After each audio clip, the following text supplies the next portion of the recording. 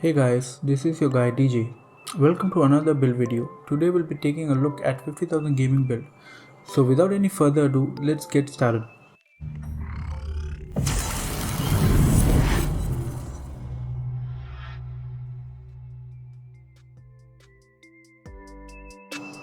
For the processor, we'll be going with the Ryzen 3 3100.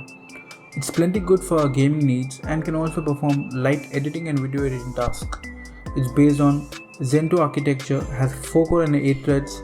The processor runs at 3.6 GHz and can boost up to 3.9 GHz. Being a gaming PC, this processor should handle all games fine without bottlenecking our graphic card.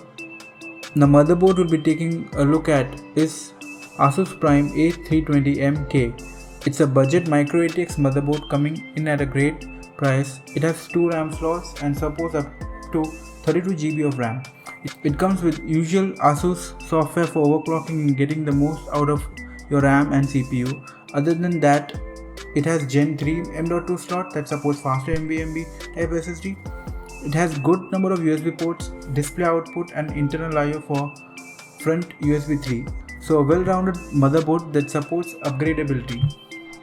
The RAM we'll be using is Crucial Ballistics 8GB DDR4. We'll be using a single stick since our motherboard has only 2 RAM slots. 8GB of RAM should suffice for most games and there is another RAM slot if you need to upgrade to one more RAM stick. It has red heatsink that looks cool.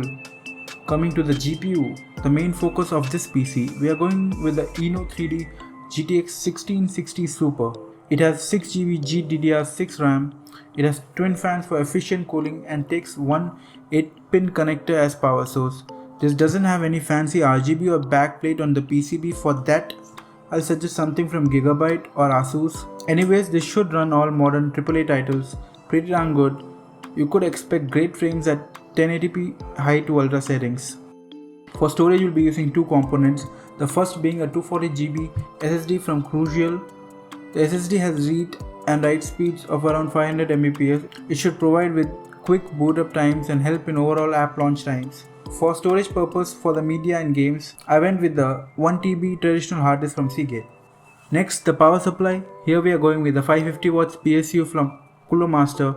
It's 80 plus certified, has all the cables we need and comes with 5-year warranty period. 550 watts should be more than enough for this build and should support future upgrades like faster processor and more RAM. Finally, the cabinet we'll be using for all our parts is from Gigabyte. It's the C200 glass mid-tower cabinet. You could probably go with a compact case since our motherboard is micro ATX. This has sufficient space for cable management. Also, it comes with a fan as a bonus. The case looks cool in my opinion with an RGB LED line running at the front and transparent side glass panels at the sides. That's all guys, these are all the parts for our build. The total comes around 50,000 rupees. I have couple of suggestions for you guys. If you have more money to spare, I would suggest to get another RAM stick and upgrade to 16GB of RAM. Also you could go with 480GB of SSD. For people who want to reduce your budget further and cut few corners, I suggest you can skip the hard disk and save some cash there.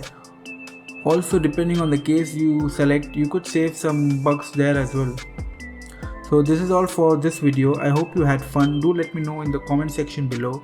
Like, share and subscribe for more videos like this. Take care guys. I'll see you in my next one. Peace.